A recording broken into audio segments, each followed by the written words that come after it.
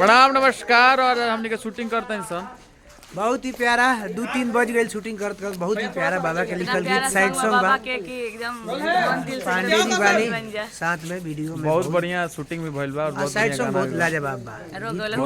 बहुत दिन बाद बाबा दिल से लिखले बनी है, दिल से गइले बनी है। बहुत अच्छा तू गइले कहां गइलू? आव आई ए लुकाई रहे ठंडा लागत हमरा। नमस्ते प्रणाम, हम एक्ट्रेस प्रीति राज और हमने आज शूटिंग के सेट लागल बा। शूट अच्छा ठीक है, शूटिंग हो रहा है, चलिए इधर आइए।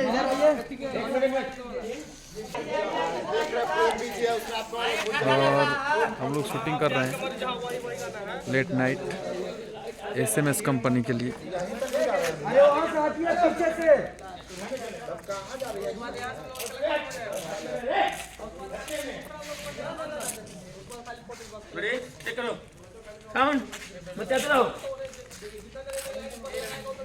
बहुत प्यारा शूटिंग हमने के कर रहे हैं। जी बहुत अच्छा शूटिंग अब जस्ट खत्म होके आला बा और आधा घंटा के काम बाले 4 बज गइल बा और बहुत अच्छा गाना छे। अभी 1 बजता है, सामने झूठ बोलता नहीं।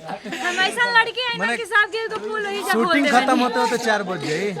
4 बजे अब लास्ट वीडियो बने 4 बज जाए, अपलोड होके शाम के 4 बजे वीडियो, शाम के 4 बजे भले पोस्ट होई, लेकिन हमनी के शूटिंग 4 बजे बहुत जल्द SMS एंटरटेनमेंट है ना जी SMS एंटरटेनमेंट बाबा के सारा लिखल गाना है और ए जल्दी कराओ यार, लेट ब्रांड होता है, गाना। भोर हो गई। ब्रांड गाना के शूट होता है जी।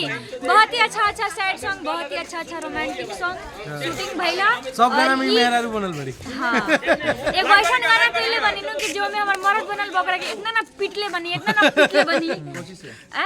लाते से लात से परात से हाथ से, लात से परात से हाथ से सबसे पीट दिल बड़ी मारखा मेहरारू है। कपार ले कहने के फूटा।